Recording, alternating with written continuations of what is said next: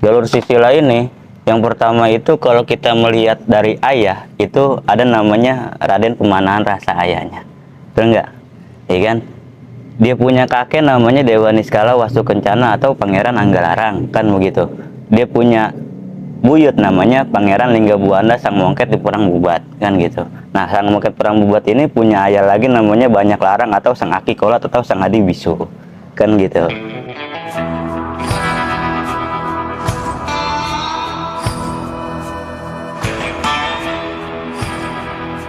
Assalamualaikum warahmatullahi wabarakatuh. Waalaikumsalam warahmatullahi wabarakatuh.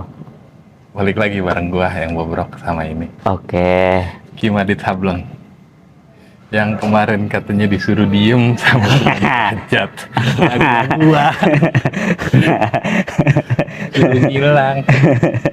Kacau. Kemarin dia hampir gila beneran. Cuman sekarang udah balik lagi normal. Jazab? Enggak jazab. Nggak tahu.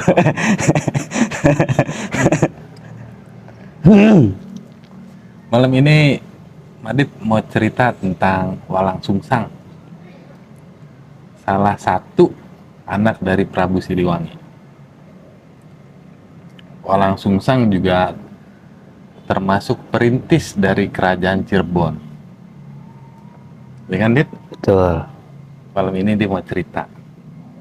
Karena kemarin dia udah mulai menghilang, ilmu yang didapat udah banyak. Jadi kita dengerin aja dia ngoceh. Dit, silakan, Dit. Makasih ya. Baik. Bismillah. Nun sewu Pak Yai. Bajai. Kita harus nun sewu mati. Bener. Iya, karena kalau bukan karena dia kita nggak bisa apa-apa. Iya kan? Bener. Tapi kalau begitu kopi ada. Kita minum dulu. Iya kan?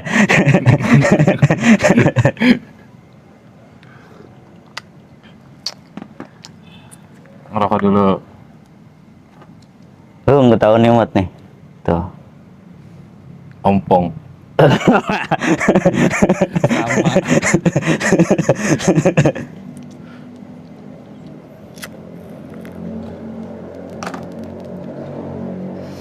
Baik, Pangeran Walang Sungsang atau lebih dikenal dengan Pangeran Cakrabuana. Itu nama kecilnya Hurang Sasaka. Ketika ia beranjak dewasa, ia dinamakan Walang Sungsang atau Pangeran Walang Sungsang. Nanti ketika ia babat kebun pesisir, itu dinamakan dengan Ki Gede Selan Padan atau biasa disebut Ki Samadullah ketika mengarungi Samudra Ketawitan. Nanti ketika ia pergi ke Mekah haji, belajar bersama Syekh Bayanullah di sana, itu dikenal dengan Haji Abdullah Iman. Nah, ketika ia pulang, ia mendirikan kerajaan ke Cirebon, itu dikenal dengan Abiseka Sri Mangana. Gitu. Ini Mat, yang harus mulai cepet dia. Yang harus kita tahu gitu Mat, ya kan. Nah, kalau kita berbicara tentang Walang Sungsang, itu tidak lepas daripada tanah Sunda. Itu tidak lepas daripada Cirebon, kan gitu. Baik Cirebon Girang atau Cirebon Larang, kan gitu. Nah, Cirebon ini Mat, ini kalau kita bahas kemarin-kemarin itu namanya diambil daripada Caruban. Nah, Caruban ini banyak Mat. Kalau kita sebelum kita masuk ke pembahasan, Caruban ini banyak. Artinya apa? Yang pertama itu ada yang mengartikan itu Caruban itu adalah hutan persembahan kayu-kayunya untuk pemujaan atau menghormati arwah-arwah leluhur Jawa dan Sunda. Tuh. Nah, yang kedua apa? Carub. Karena pada saat itu beraneka ragam baik dari Kampa, baik dari Arab, baik dari Persia, baik dari negeri Rum, baik dari Sunda atau Jawa, itu tumpah ruah masyarakatnya di Caruban. Itu. Dan yang paling penting ada lagi yang menamakan Caruban itu Cirebon. Cara itu ibarat kata ibu, Bona itu adalah warisan. Jadi Cirebon itu warisan sang ibu. Itu. Nah, yang terakhir Cirebon itu adalah udang, terasi, kan gitu. Karena kenapa Mat? Dulu ketika di zamannya ini itu ada namanya daging toke, ya kan? Daging biawak, ya kan? Dendeng. cacing, dendeng, balok. ular itu. Pada saat raja-raja seperti itu kan begitu, Mat. Makanya Pangeran Walangsungsang ini membuat namanya terasi untuk bahan pakan. Pada saat itu komoditas ekspor yang sekarang banyak digunakan oleh orang Cirebon. Itu Mat, sejarah Cirebon asal usul daripada terasi. Tuh. Nah, kalau kita berbicara, yang pertama kali yang kita harus bicara itu adalah jalur silsilah. Udah pasti kan, ya kan? Nah, jalur silsilah ini, Mat. Tapi rokok gue mati nih. Jalur silsilah ini, yang pertama itu kalau kita melihat dari ayah, itu ada namanya Raden Pemanahan Rasa ayahnya. Betul nggak? Ya kan? Dia punya kakek namanya Dewa Niskala Wastu Kencana atau Pangeran Anggalarang, kan begitu. Dia punya buyut namanya Pangeran Linggabuana Sang Mongket di Perang Bubat, kan gitu. Nah, Sang Mongket Perang Bubat ini punya ayah lagi namanya Banyak Larang atau Sang Aki Kolat atau Sang Adi Bisu, kan gitu. Itu kalau kita jalur ayah, kan gitu kan. Nah, jalur ibu itu kita tahu namanya di Sekuro itu dia menikah, Raden Pemanahan Rasa menikah dengan siapa? Nyai Sumbang Larang. Nah, Nyai Sumbang Larang ini itu anak daripada siapa? Ki Gedeng Tapa. Ki Gedeng Tapa ini anak daripada siapa? Raden Kasmaya. Raden Kasmaya ini anak daripada siapa? Buni Sora. Dan ketika runut ke atas ini keturunan daripada Pangeran Walangsungsang ini ada namanya, kita bahas kemarin di sesi Bakir itu ada Ratu Sima. Itu ibarat kata jalur silsilah, kan gitu. Nah, keturunan-keturunannya dulu nih, Mat, sebelum kita masuk, ya gak? Keturunannya. Nah, keturunannya ini yang pertama itu dia menikah dengan Nyai Endang Gelis. Nyai Endang Gelis ini nanti dia punya anak namanya Nyai Pangkungwati yang sekarang ada di Keraton Cirebon, kan gitu kan. Nah, Nyai Pangkungwati ini dijodohkan kepada Sunan Gunung Jati, kan gitu. Yang kedua, dia ini menikah dengan siapa? Nyai Ratna Riris atau Nyai Kencana Larang yang di video lo itu, yang di si bungsu itu, kan gitu kan, yang sesi Jenar itu. Nah, ini Nyai Kencana Larang ini punya anak namanya nanti Pangeran Cirebon, Mat. Nah, Pangeran Cirebon ini nanti dijodohkan sama siapa? Anak daripada Sunan Panjunan, Nyimas Kencana Sari. Nah, Nyimas Kencana Sari punya anak namanya Ki Gendeng Cirebon. Nah, Ki Gendeng Cirebon ini, Mat, nih mengirim 1000 pasukan untuk merebut Sunda Kelapa pada saat itu, membantu Fatahillah. Maka kalaupun kita harus tahu sekarang ulang tahun Jakarta, siapa yang membantu Ki Gendeng Cirebon ini, Mat?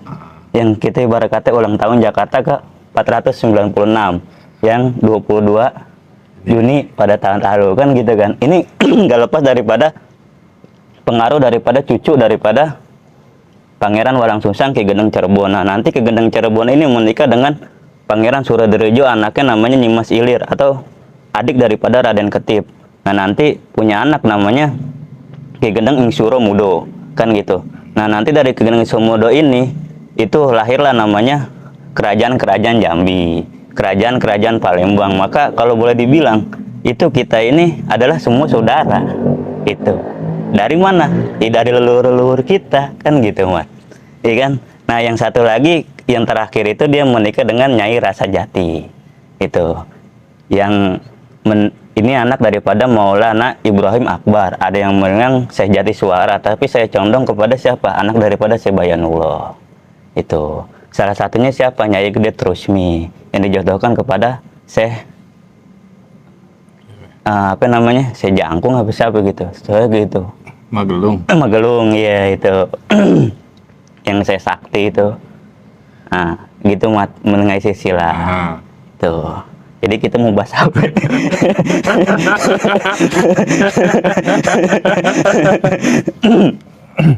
Cerita pendidikan aja.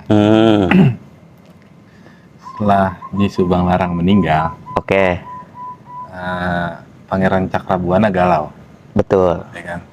Izin sama bokap, cabut nyari sesuatu yang bisa bikin hati tenang. Betul. Dari situ aja. Oke. Baik, kita cerita sedikit. Iya, sedikit. Iya kan? Nah, nama kecilnya ini orang Sasaka, Mat. Ketika dia lahir itu diberikan namanya itu orang Sasaka, udang yang perkasa, kan gitu. Nah, yang tadi lu bilang ibarat katanya Nyai Sumbang Larang ini, Mat. Nyai Sumbang Larang ini kan ketika di Syekh Kuro itu Mat, Syekh Kuro itu dia menempuh pendidikan di Syekh Kuro, menitipkan anaknya. Ternyata ketika saya menghilang, kan beberapa waktu itu Nyi Sumbang Larang itu ternyata masih sepupu dengan Syekh Kuro sendiri. Itu. Jadi ketika Ki Gendeng Tapa pada saat kita cerita di Syekh Kuro itu tidak lain adalah sepupunya sendiri, Syekh Kuro itu. Karena kenapa? Ki Gendeng Tapa ini menikah dengan Nyai Ratna Keranjang. Nah, Nyai Ratna Keranjang ini punya saudara tua namanya Nyai Rara Rudra. Nyai Rara Rudra ini menikah dengan Haji Mahuang, melahirkan anak namanya Jati Menara atau Aci Putih yang di Gunung Pancar itu. Yang kalau di video Bobrok itu ada di Gunung Pancar namanya Aci Putih kan gitu. Itu anak daripada Haji Mahuang dan Rara Rudra kan gitu Mat. Nah ternyata Nyai Subang Larang ini wafat pada saat itu. Bukan hanya Pangeran Cakrabuana yang galau, tapi Prabu Siliwangi pun galau pada saat itu. Maka berpindah keyakinan menjadi Sunda Wiwitan seperti semula, keyakinan leluhurnya seperti semula kan gitu. Galau kali. Iya galau. Akhirnya malah sholat kali. Malah sholat, iya. Sama kayak lu, sama kayak gue. Amin oke nono. Dia kesambut kemarin. Dia kesambut. Iya. Kita lanjutkan Mat, ya kan. Nah maka pada saat itu Pangeran Walang Sungsang ini diberi nama dengan Pangeran Walang Sungsang. Karena kenapa? Dia orang yang pelin-pelan, bolak-balik gitu loh. Karena dia ingin menetap kepada ajaran yang dibawa oleh ibunya. Itu Mat. Nah kenapa sih ibarat kata banyak daripada raja-raja dulu ini mengambil nama daripada nama hewan? Walang Sungsang, Hayam Wuruk, Gajah Mada. Ya memang seperti itu Mat. Kalau kita dulu naik gunung ya, naik gunung itu kan kalau Mapala lah disebutnya itu, kalau diklat itu pasti dikasih namanya nama-nama binatang kan gitu. Ya Burhan, Keboan, pada kan gitu ya kan. Yang mungkin daripada saat itu kan gitu. Nah Walang Sungsang ini Mat bermimpi Mat pada saat itu. Bermimpi, entah itu benar, bermimpi bertemu dengan Rasulullah pada saat itu. Dalam mimpinya itu ia disuruh memperdalam agama kepada salah satu sosok ulama di Giri Amparan Jati. Ia mencari Mat pada saat itu. Dalam mimpinya itu ia mengembara, maka disebutlah namanya Walang Sungsang. Pangeran Walang Sungsang ini pertama kemana Mat? Ke Gunung Merapi Mat. Ke Gunung Merapi ini ia bertemu dengan Sang Hyang Danuwarsi, Ki Danuwarsi kan gitu. Ki Danuwarsi ini punya anak namanya Nyai Endang Gelis, maka dijodohkan kepada Nyai Endang Gelis pada saat itu. Nah ini dikasihlah namanya cincin anpa Pak. Apa? Dikasih cincin oleh Ki Danuwarsi ini, dikasih cincin Mat. Dikasih cincin, namanya cincinnya cincin anpa pada saat itu.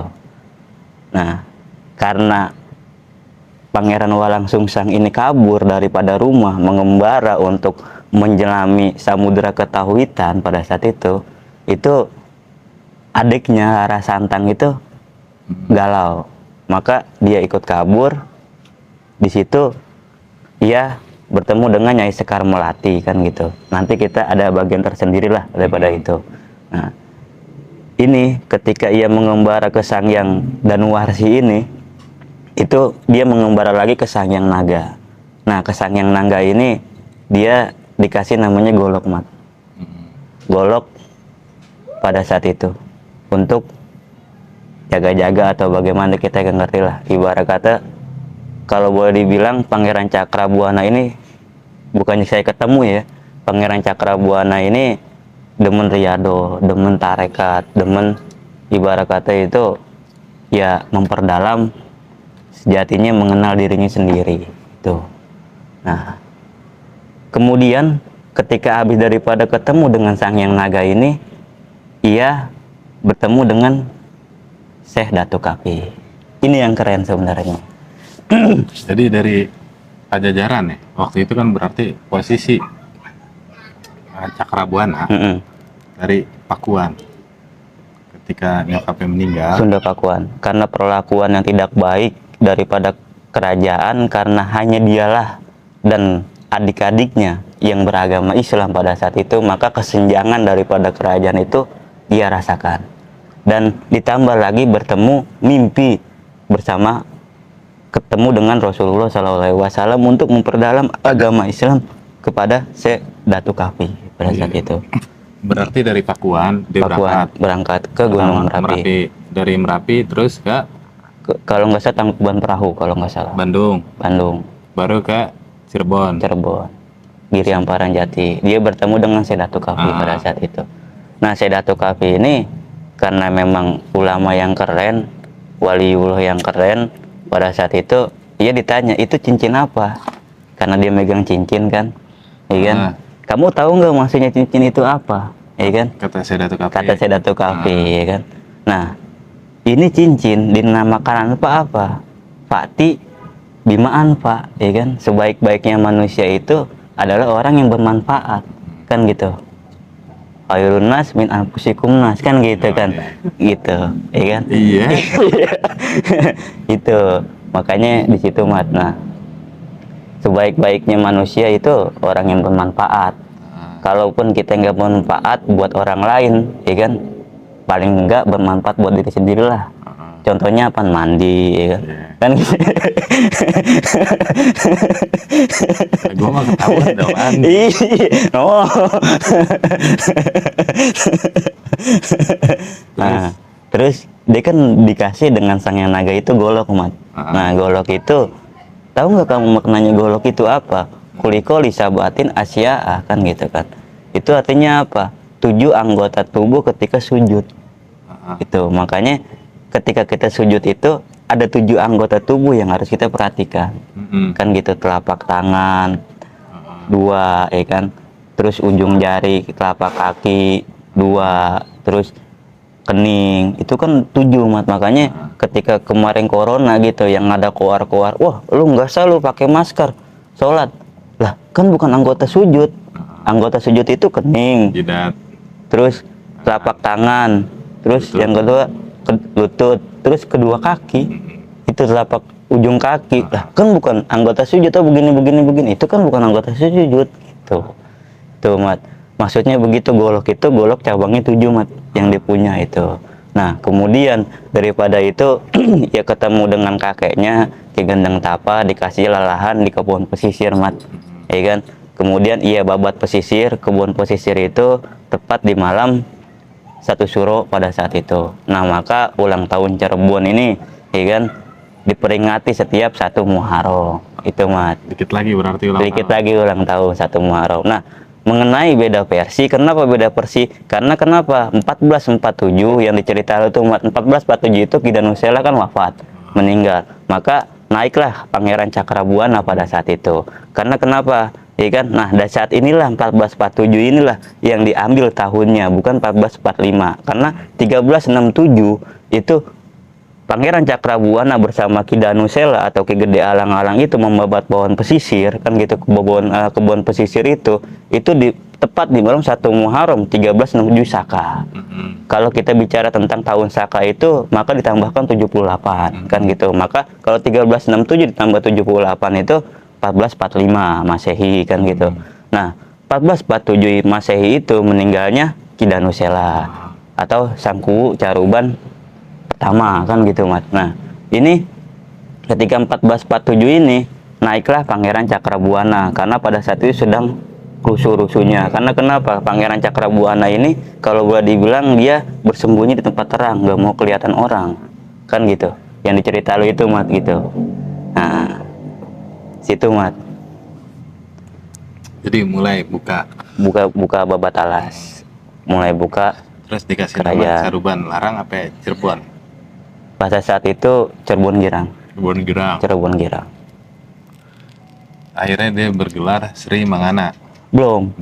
Di saat itu kan ketika dia menempuh pendidikan bersama Syekh Datuk Kafi, ia dinamakan Deng Kisamadulo. Itu loh. Nah, ketika itu ya pergi haji Mat. Disuruh sama Syekh Datuk Kafi, lanjutin pergi haji. Itu loh, pergi haji pada saat itu. Maka ia bertemu dengan kakaknya Sedatu Kapi. Adanya ke Sedatu Kapi. Itu namanya Sebayanullah pada saat itu. Maka diberi namanya Haji Abdullah Iman, kan gitu.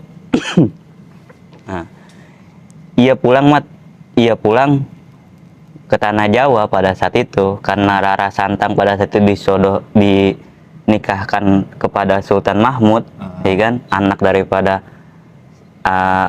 Sultan Hud, anak daripada siapa, Mat? Malik Israel, kan gitu kan. Nah, maka pulanglah Panggeran Cakrabuana ke Caruban tuh. Nah, tidak lama yang itu pada saat itu kerajaan lah dibikin bersama dengan Syekh Siti Jenar, kan gitu. Karena Syekh Jenar juga baru pulang mengarungi samudra Tauhidan itu, gitu, Mat. Berarti di keluarga Pajajaran, Keluarga Sunda yang pertama menganut Islam itu ya. Salah satunya, bukan pertama sih, salah satunya. Karena ada namanya Haji Purwagaluh atau Brata Malaysia pada saat itu yang pertama kali masuk Islam. Itu. Cuman salah satu yang perintis daripada tanah Sunda itu ya Pangeran Walangsungsang. Perintis kerajaan Islam di tanah Sunda. Kerajaan Cirebon. Cirebon. Karena 1460 itu berdirilah kerajaan Cirebon yang diberi nama dengan Abhiseka Sri Mangana. Itu, Mat. Situ. Terus ntar akhirnya dilanjutin sama Sunan Gunung Jati. Sunan Gunung Jati, karena diserahkan pada saat itu ketika 1479 atau 1480 itu diserahkan kerajaan kepada Sunan Gunung Jati karena Sunan Gunung Jati menikah dengan Pangkengwati pada saat itu. Ponakan sekaligus mantu. Situ, mah. Nah, kalau misalkan di tanah Jawa kita mengenal Wali Songo, kan gitu, maka di tanah Sunda ini ada namanya Wali Nagari, Mat, pada saat itu. Itu ada namanya Syekh Jamalullah Ujung Semi. Itu ini perbatasan nih, kita bukannya kita tahu ya kan, jatuhnya itu ada namanya perbatasan daerah Cirebon pada saat itu, kan gitu. Daerah utaranya itu di Junti Serang, Mat, ya kan. Terus daerah barat itu di Gunung Kromong Majalengka sampai dengan Indramayu. Nah, di timur ini dari Sungai Cipamali sampai dengan Sungai Cigunung Sukabumi. Nah, di selatan ini ada namanya sampai dengan kaki Gunung Cerme itu. Nah, wali-wali nagari ini dipersiapkan oleh Sunan Pangeran Walangsungsang ini karena pada saat itu banyaklah kerajaan Pajajaran ini, kan ada kerajaan Sunda Talaga, kerajaan Galuh, kerajaan Pacuan, itu perang, Mat, dengan kerajaan Cirebon ini. Iya, saudara semua. Iya, cuman perang karena Islam kan gitu.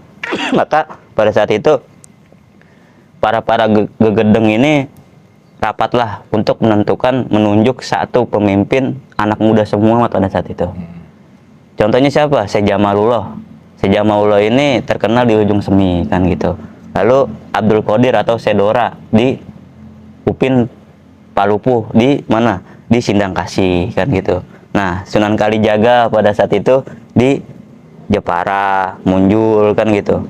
Buntet. Nah, Raden Anggaraksa ini anaknya Resi Bungsu, muridnya Sunan Giri pada saat itu di Cakung, Babadan, kan gitu. Nah, terus Arya Wangsa Goparana pada saat itu di mana? Losari, Trusmi, terus Raden Angga di anaknya Gedeng Kemuning ini di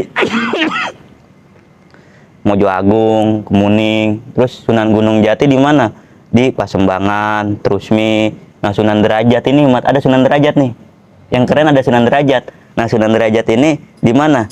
Di Kota Caruban atau Puri Caruban itu. Nah, yang terakhir adalah Suranagala atau Balal Bipas di Gegesik itu, Mat. Berarti itu santri-santrinya Sedatu Kapi yang itu akhirnya ditugasin buat jaga wilayah situ, sekaligus menyebarkan agama Islam itu. Karena ketika dahulu itu Giri Amparan Jati itu murid-murid Sedato Kapi itu awal-awalnya itu hanya selingkungan kerajaan. Maka diubahlah ketika Syekh Gunung Jati memerintah pada saat itu menjadi kepala pondok di Giri Amparan Jati itu, orang-orang mana aja boleh nyantren di sana. Atas usulan daripada Mbah Siti Jenar dengan Pangeran Walang Sungsang. Itu Mas, di situ 1529 Pangeran Walang Sungsang wafat. Tuh. Yang menarik dari Walang Sungsang apa, Dit? Cerita yang menarik. Yang menarik itu ya, dia lahir dari karangan raja namun tidak pernah membawa titah rajanya.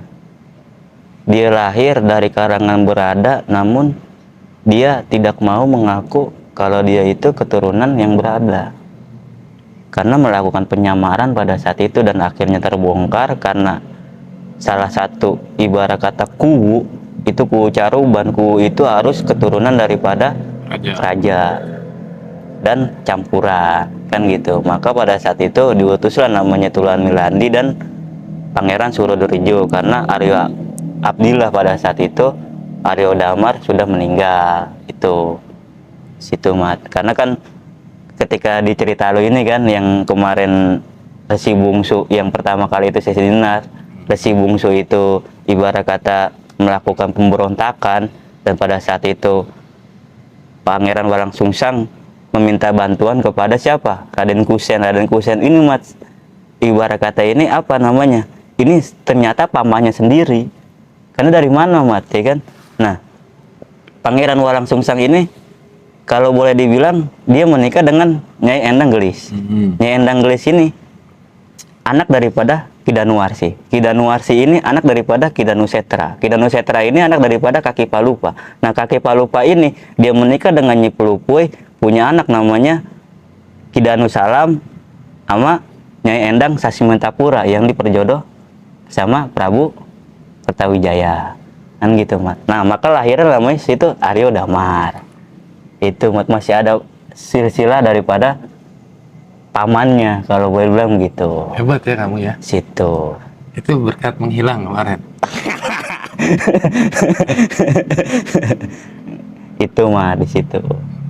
Jadi kalau boleh dibilang orang-orang sekarang pada mencari-cari nasab, mencari-cari silsilah, sebenarnya iya bukan buat apa sih? Iya benar. Cuman kalau kita gelendotin silsilah buat apa? Itu loh. Gelendotin nasab buat apa? Bukannya Allah dan Rasul itu bukan melihat silsilah kita, tapi melihat iman kita, takwa kita, gitu loh. Bagaimana kita buat ngedeket gitu, menghormati sih nggak apa-apa, nggak ada yang mengarang, kan gitu. Gitu. Nggak ada yang mengarang. Nggak ada yang melarang, itu. Tapi yang mengarang banyak. Banyak, itu.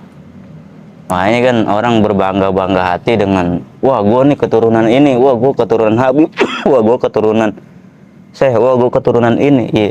Kalau keturunan ya buat apa? Kalau misalkan tekadnya nggak diwarisin kan gitu. Iya sama aja bohong. Lu punya keturunan hebat ya, kalau lu nggak bisa ngewarisin buat apa? Kan gitu. Ya kalau boleh dibilang kita main cerita ibarat kata siapa namanya? Nabi siapa Mat? Nabi Nuh, Kanan aja ya kagak boleh diajak.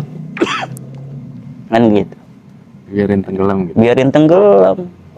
Padahal iya begitu gitu loh. Makanya silsilah itu ya bukan jadi alasan buat kita itu berbangga-bangga, tapi silsilah itu sebenarnya kita harus sedih gitu loh. Karena kenapa?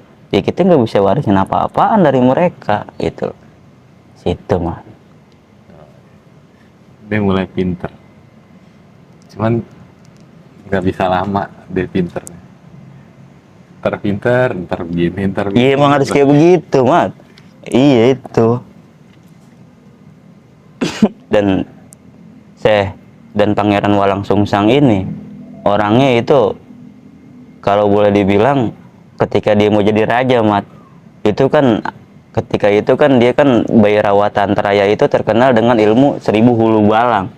Itu dikata gila Mat sama dia. Sama orang-orang penduduknya itu dikata gila. Walang Sungsang. Karena kenapa? tumbuhan memberi salam sama dia.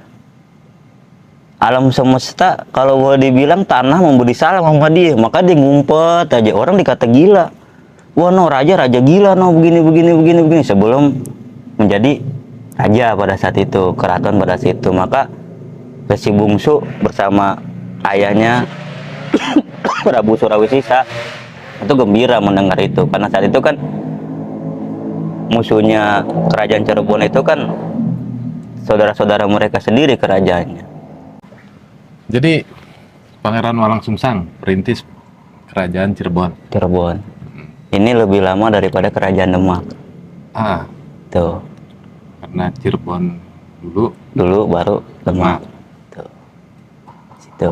Iya, kalau yang dianggap Cirebon Sunan Gunung Jati, kalau yang dianggap Cirebon itu Pangeran Walang Sungsang dulu. Lebih dulu. Tuh. Karena ntar pada akhirnya Cirebon itu masih di bawah kerajaan Demak. Tuh. Raja. Ya, begitulah. Dia nyiarin agama Islam, Nyari agama Islam. Walang Sungsang. Walang Sungsang. Berarti bekas-bekas peninggalannya itu misalkan dia salah satu yang termasuk orang berpengaruh dalam pesantren Giri Amparan Jati. Betul. Karena ia murid pertama kan gitu daripada Sedatu Kafi, karena Sedatu Kafi ke situ itu ketika itu membawa cuman 10 santrinya, 8 orang santri dan 2 orang perempuan. Iya, Betul. berarti dia orang yang berpengaruh dalam Berpengaruh. perkembangan Giri Amparan Jati. Giri Amparan Jati itu, dan Babatalas Cirebon pada saat itu. Dia juga berpengaruh, orang yang berpengaruh buat Sunan Gunung Jati. Buat Sunan Gunung Jati kan, Perannya itu sangat besar berarti. karena ya itu tahtanya aja diserahkan kepada Sunan Gunung Jati. Itu Ada lagi, Dit? ya kalau boleh dibilang Pangeran Walang Sungsang ini kita harus berterima kasih, Mat. Karena kenapa? Zaman-zaman dulu itu menyiarkan Islam itu tidak mudah. Atau zaman-zaman dulu itu kita mengaku beragama Islam itu tidak mudah. Karena kenapa? Kalau nggak mati ya sakit. Kalau nggak mati ya modar. Itu karena perjuangan-perjuangan mereka lah kita bisa memeluk Islam sampai sekarang.